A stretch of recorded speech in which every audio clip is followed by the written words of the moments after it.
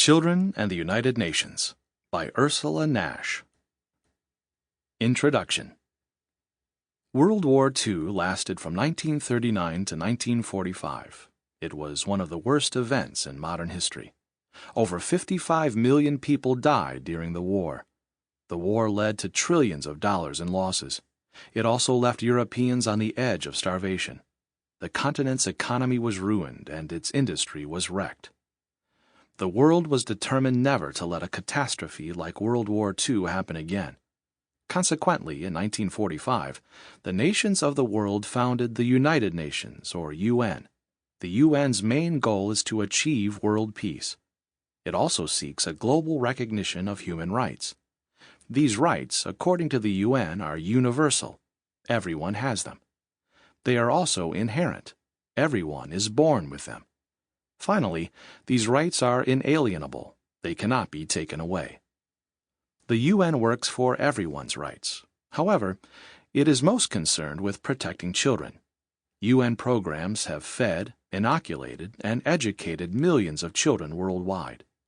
Through its United Nations Children's Fund, or UNICEF, the UN now gives children the chance to help themselves through youth participation programs. Keep reading to find out about these exciting and important youth programs. Chapter 1. The History of the UN. UNICEF is a UN agency. It could not have been founded without the UN. The UN, in turn, could not have been created without the League of Nations.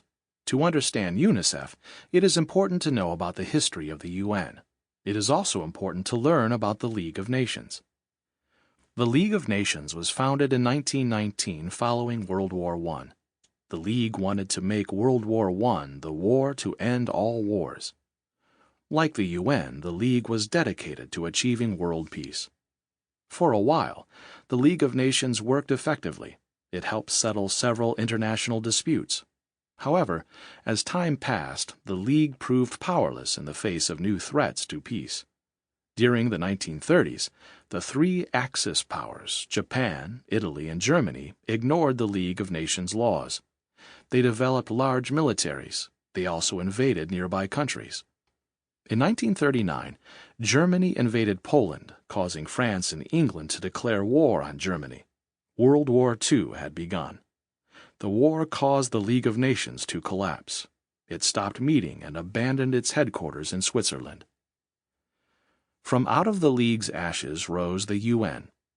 United States President Franklin D. Roosevelt and British Prime Minister Winston Churchill took the first steps toward creating the UN. In August 1941, they held the Atlantic Conference. The Atlantic Conference would help create the UN. It was a dark time. German armies had overrun Europe from Paris almost to Moscow. Great Britain, the United States' most important ally, was fighting for its life against the German onslaught. The mood was made even gloomier by reports of German atrocities.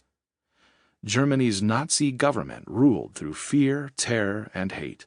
Its armies ignored human rights. German soldiers often treated innocent civilians brutally. Roosevelt and Churchill were shocked by the Nazis' barbaric behavior. In response, they worked during the Atlantic Conference to create the Atlantic Charter. The Charter looked forward to a more humane post-war world. It consisted of 8 points. Its 7th point was the most famous. It said that people had the right to live in freedom from want and fear. It also had the most influence on the creation of the UN. Freedom from want and fear became the Charter's highlight. However, the idea wasn't new.